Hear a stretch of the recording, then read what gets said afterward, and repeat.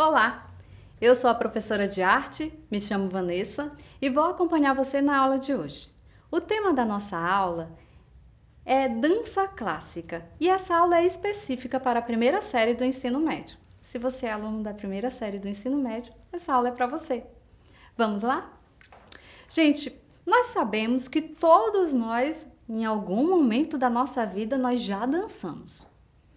Nós dançamos numa festa, nós dançamos na igreja, nós dançamos quando nós queremos apenas expressar os nossos sentimentos diante de uma conquista, porque a dança nada mais é do que um movimento. E aí, nós vamos entrar na dança clássica, que é o tema da aula de hoje. Mas por que eu comecei dizendo que todos nós dançamos? Vocês vão entender no decorrer da nossa aula. Primeiro, nós vamos ler um slide que vai trazer algumas informações interessantes para a gente. A dança nasceu associada às práticas mágicas do homem. Com o desenvolvimento da civilização, o rito separou-se da dança. O homem dançava pela sobrevivência. Dançava para a natureza em busca de mais alimentos, água e também em forma de agradecimento.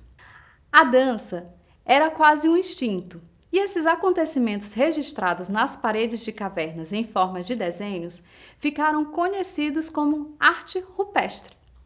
O homem primitivo pintava na parede das grutas, cavernas e galerias subterrâneas cenas de caça e rituais que representavam a caçada. Pareciam acreditar ser possível, pela representação pictórica, alcançar determinados objetivos, como abater um animal, por exemplo. Viram só? A dança surgiu como um ritual. Lembram? A gente até costuma fazer uma brincadeira com isso, né? A dança da chuva, a dança do fogo, a dança do sol, são rituais. Então o homem dançava, seja para agradecer, seja para cultuar, ou seja para prender o espírito de um animal que ele queria caçar, por exemplo. E aí, vamos ler um outro slide que diz assim, ó: a dança é uma das expressões artísticas mais antigas. Na pré-história, dançava-se pela vida, pela sobrevivência.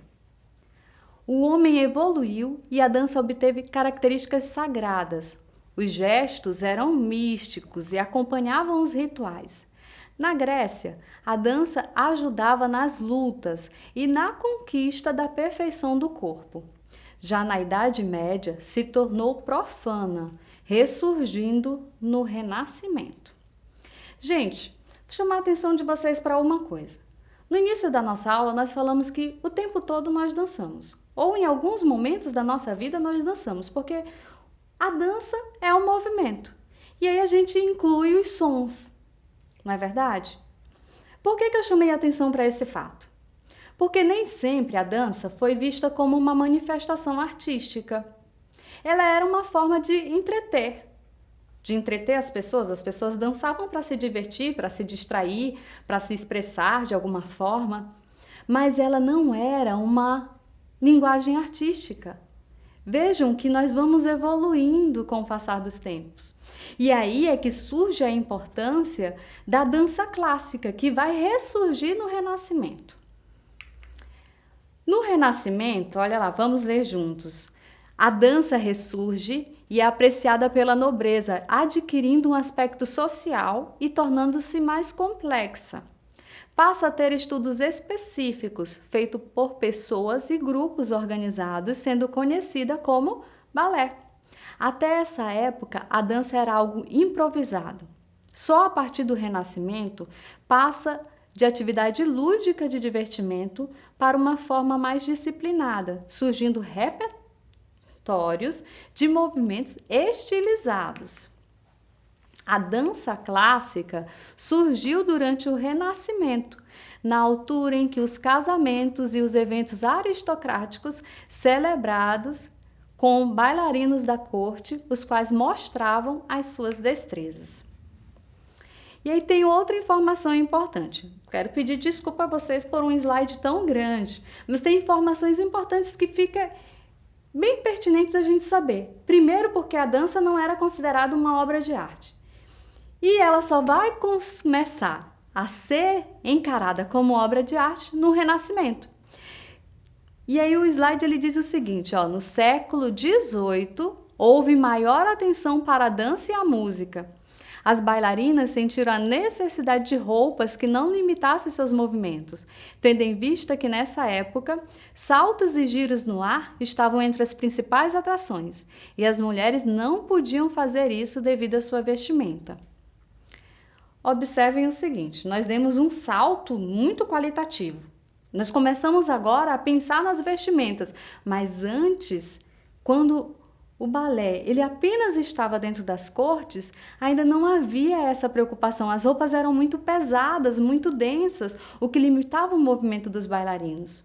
É quando a dança vai para o palco, num outro pensamento, como já linguagem artística, em que os bailarinos eles se interessam em apresentar para um público que eles percebem a dificuldade que as roupas vão ocasionar no movimento.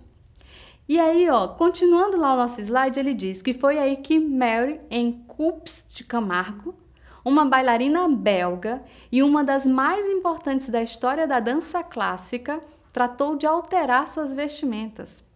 Ela reduziu a altura dos saltos e encurtou as suas saias a fim de ter uma roupa que não limitasse seus movimentos ao realizar a dança clássica. Ela também foi responsável por incrementar muitas técnicas da dança clássica. O balé pôde constituir uma peça autônoma ou ser intercalado dentro de uma ópera ou de uma obra de teatro. A dança clássica exige uma grande concentração por parte do bailarino, o qual deve executar movimentos corporais com muita precisão, coordenação e graciosidade. O treino é imprescindível, já que muitas das formas de balé requerem elasticidade e flexibilidade. Provavelmente você, em algum momento da sua vida, já viu algumas fotografias, se não tiver assistido um espetáculo de balé. E você deve ter percebido o que nós acabamos de ler, as roupas, né? Que eram mais coladas nos homens, com colãs, né? Bem coladinhas. Nas mulheres, elas geralmente estão com as sapatilhas, meias de balé, o cabelo muito preso. Elas seguem uma certa padronização. E aí o que interessa nesse tipo de espetáculo é que o espectador perceba o movimento. Nós vamos apreciar agora umas imagens fotográficas para a gente observar o movimento, a elasticidade e a roupa dos bailarinos. A primeira imagem, vocês podem pesquisar, é uma cena clássica onde um bailarino e uma bailarina se destacam no centro do palco e fazem movimentos. Observem a roupa, ela é bem parecida com o que a nossa artista planejou. E é o que vem sendo utilizado até os dias de hoje. A próxima imagem também é uma imagem clássica. É uma bailarina com uma roupa, o tutu, as meias, a sapatilha, e aí fazendo um movimento com os braços. A gente consegue perceber, observem toda a rigidez do músculo dela, que vai representar para nós leveza, força, agilidade. Essa outra imagem, observem o que nós chamamos a atenção anteriormente. Não há um destaque para uma única bailarina. Todas parecem iguais.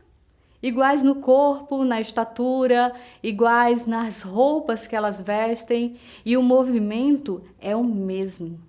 Imaginem quanto tempo elas tiveram que ensaiar para chegar nesse nível. É por isso que o balé até hoje é muito apreciado. Porque ele ajuda as pessoas a terem disciplina, controle do próprio corpo, por exemplo. A dança clássica, gente, ela é usada como base de diferentes tipos de dança.